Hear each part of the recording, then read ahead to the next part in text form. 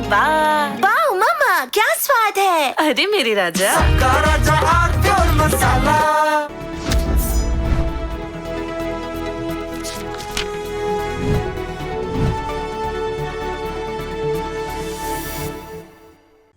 नमस्कार। पश्चिम बंगाल में फलता विधानसभा क्षेत्र में पुनर्मतदान हुआ और भारतीय जनता पार्टी का उम्मीदवार वहां बड़े मार्जिन से जीत गया। टीएमसी का उम्मीदवार जहांगीर अंतिम क्षण में अपना नाम वापस ले लिए थे, इसलिए टीएमसी की वहां प्रभावी उपस्थिति रहनी ही नहीं थी। अंततः हुआ ये कि टीएमसी की जमानत जब्त हो गई। लेकिन फलता से एक बड़ा संदेश पूरे देश की राजनीति के लिए भी निकला। हालांकि वो संदेश बिहार में भी आया था, लेकिन उतना लाउड नहीं था जितना लाउड फिर पश्चिम बंगाल के विधानसभा चुनाव में आया, और उससे भी ज्यादा लाउड आया वो संदेश फलता के पुनर्मतदान से निकलकर। वो संदेश ये था कि देश की राजनीति में जो कभी नहीं हुआ वो अब हो रहा है। अभी तक देश की राजनीति के सारे गुणा भाग मुस्लिम वोट के कंसोलिडेशन पर आकर टिकते थे, यानी मुस्लिम वोट का ध्रुवीकरण इस आयाम पर आकर सारे सियासी जोड़ घटाना होते थे। इसी आधार पर जिसके साथ मुस्लिम वोट वही जीतेगा, ये धारणा थी। बिहार में ये धारणा टूटी अभी, जब लालू यादव की पार्टी को सिर्फ 25 सीटें मिली। कितनी? सिर्फ 25।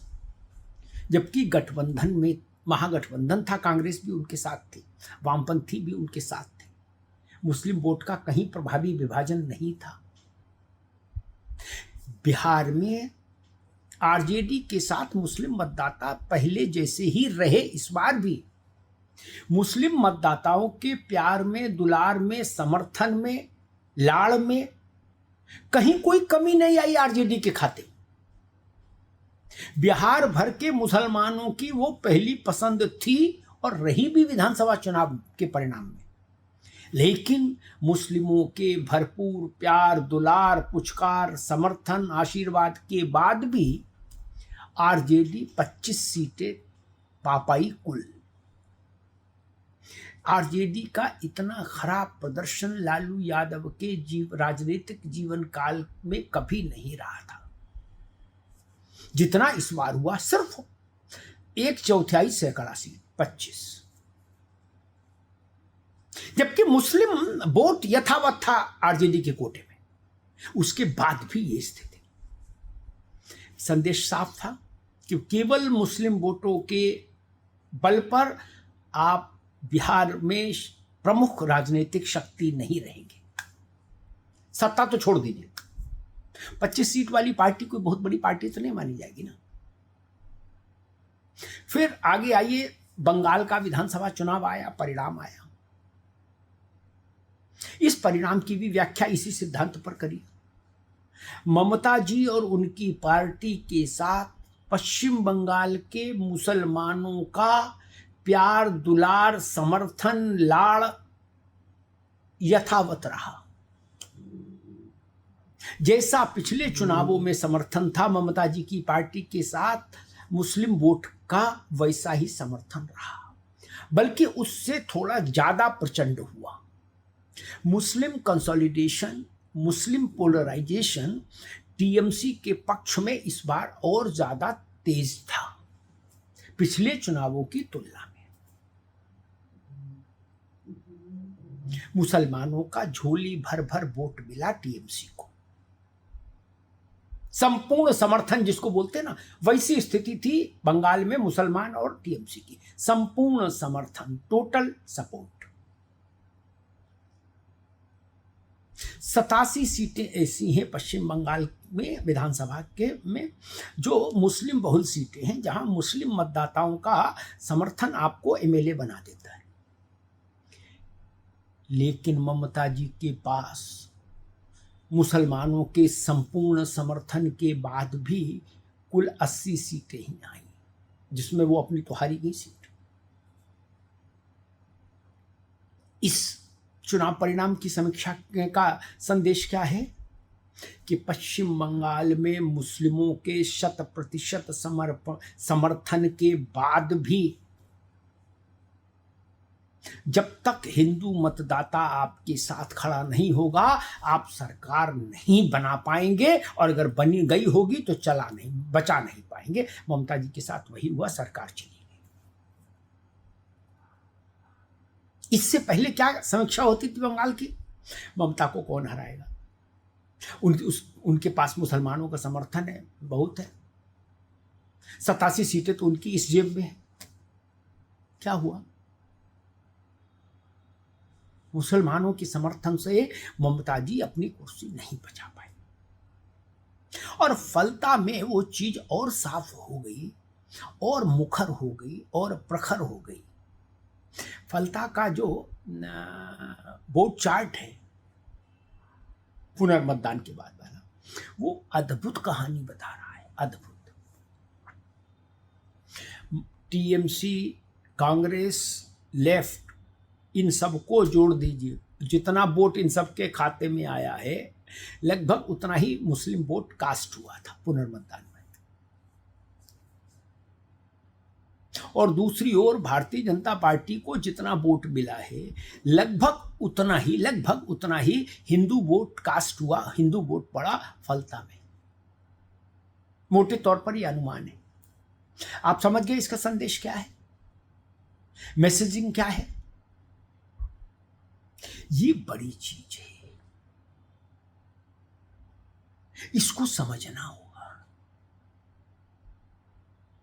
अब वो गणित तो नहीं चलेगा कि जिसके साथ मुसलमान उसी के सर पे ताज ना। मुसलमान आपके साथ संपूर्ण शक्ति और सामर्थ्य से भी बने रहें, फिर भी आपके पास तब तक ताज नहीं आएगा, आपके माथे तब तक राजयोग का टीका नहीं लगेगा, जब तक कि हिंदुओं की एक साइजेबल यानी एक बड़ी आबादी आपको आशीर्वाद न दे। इसीलिए मैंने कहा कि बिहार से जो भारत की राजनीति में एक ऐतिहासिक बदलाव की श्रृंखला आरंभ हुई थी, वह श्रृंखला पश्चिम बंगाल में परवान चढ़ गई। उसने पूरे देश की राजनीति को बदल दिया है। उत्तर प्रदेश की राजनीति में जो परिवर्तन आप देख रहे हैं, समाजवादी पार्टी के चिंतन में, उसके व्यवहार में, उसकी रणनीति में, वो बंगाल का ही साइड इफेक्ट है। बंगाल ने उत्तर प्रदेश वालों को भी डरा दिया है। समाजवादी पार्टी को भी लग रहा कि नहीं, मुस्लिम कंसोलिडेशन के जवाब में हिंदू कंसोलिडेशन हो रहा है, और बड़े पैमाने पर हो रहा है। और हिंदू कंसोलिडेशन किसी भी पार्टी के माथे से सत्ता का योग पहुंच सकता है, और किसी के भी माथे पर राजयोग लिख सकता है। हिंदू कंसोलिडेशन, बंगाल इसका मुखर उदाहरण है, प्रखर उदाहरण है। और फलता ने उस बिहार और बंगाल विधानसभा में जो नैरेटिव आया निकलकर, उसको और कई गुना ज्यादा मजबूती दे दी कि अब इस किस्म का हिंदू पोलराइजेशन है जैसा आपने कभी सोचा नहीं होगा किसी राजनीतिक दल ने, किसी राजनेता ने। जमीन पर वैसा हिंदू पोलराइजेशन हो रहा है, शायद मुस्लिम लीडर्स ने भी कभी नहीं सोचा होगा, अपनी अवचेतन मन में भी कभी उनके ख्याल नहीं आया होगा कि हमारे इस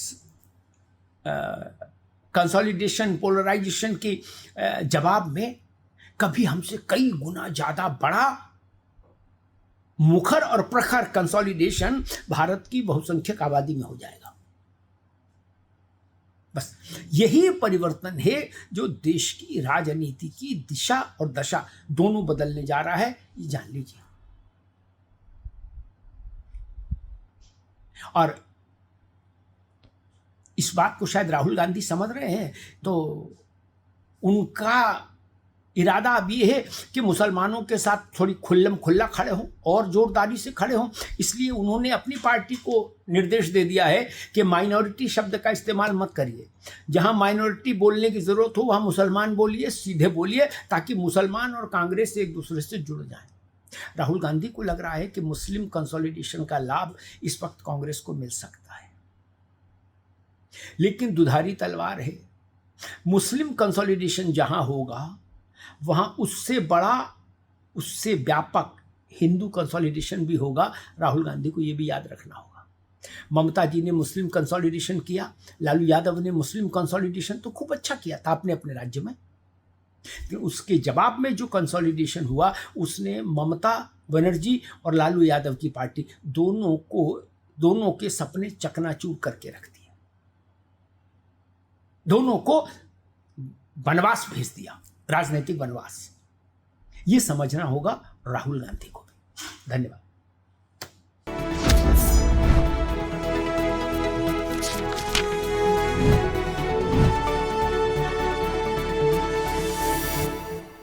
कुछ तो सस्ता लो, सब बढ़िया लो, इसमें क्या खास बात है? थोड़े में ज्यादा स्वाद, यही तो है इसकी खास बात। राजा आरती और मसाला।